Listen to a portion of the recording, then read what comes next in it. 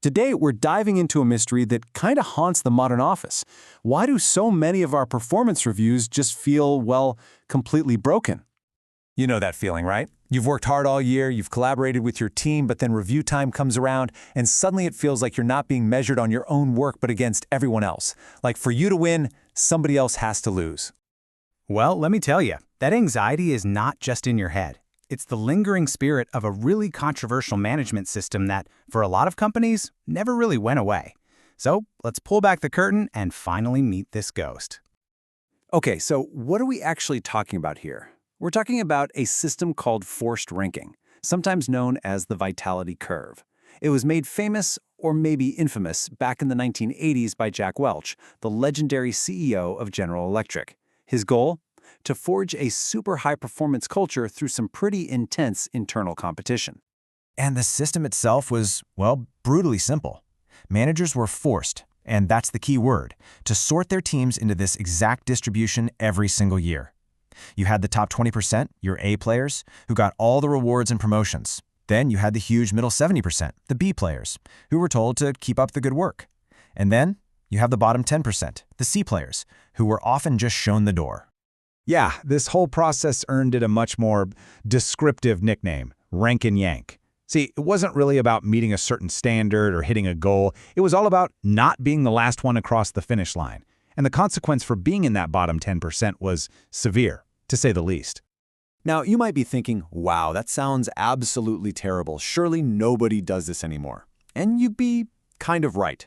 While the explicit, official use of this system has plummeted, its ghost is still around. That core idea, pitting employees against each other for a limited number of good ratings, it still quietly haunts a lot of modern performance systems. So, let's dig into the first major piece of evidence against this system, its absolutely devastating effect on teamwork. This quote just nails the core problem, doesn't it? I mean, why on earth would you go out of your way to help a colleague if you know their success could directly lead to your negative rating? It creates this toxic dilemma, and it's a dilemma people face every single day under a system like this. And the results are exactly what you'd expect. And they're so destructive. Instead of sharing information, people start to hoard it. Instead of helping each other out, some might even resort to outright sabotage. It just creates a culture of fear, stress, and burnout. And it completely erodes the trust that great teams are supposed to be built on. And this leads to an even bigger problem. Real game-changing innovation requires what we call psychological safety. The freedom to take risks, to try new things, and yeah, even to fail sometimes. But when your only goal is to avoid being in the bottom 10%, you stop taking any of those creative risks.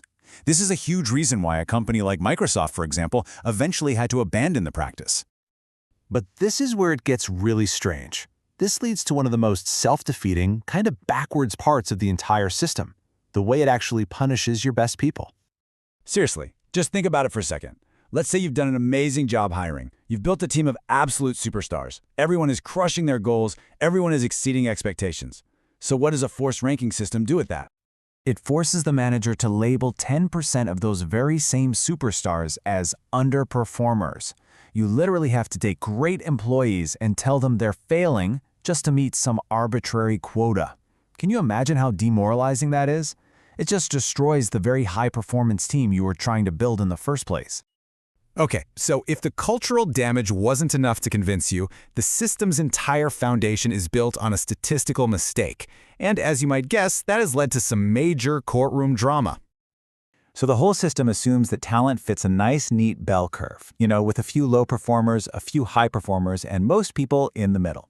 But research shows that in modern work, especially knowledge work, performance actually follows what's called a power law. A tiny number of hyperachievers deliver a massive, outsized amount of value, while most other folks are solid, valuable contributors. Forcing a bell curve on that reality just totally misrepresents how work actually gets done and ends up punishing really good employees. The subjective nature of all this ranking, often disguised as objective data, has also proven to be a legal minefield. And we are not talking about small risks here. Ford had to pay out $10.5 million to settle discrimination lawsuits that were tied directly to its ranking system. And it wasn't just Ford. This was not a one-off thing. Major companies from Goodyear all the way to Microsoft have been sued over claims that forced ranking just became a convenient tool for discrimination, which caused immense legal and reputational damage. So the case against it is pretty clear. Forced ranking damages collaboration, it punishes top teams, and its entire foundation is flawed and legally risky. Which, of course, begs the question, what's the alternative? Where do we go from here? Well, the answer really lies in a complete shift in mindset. Instead of this constant judgment and internal competition, the focus has to move to continuous growth. And not just for individuals, but for the entire team, the entire system. And that really leaves us with one final, crucial question to think about.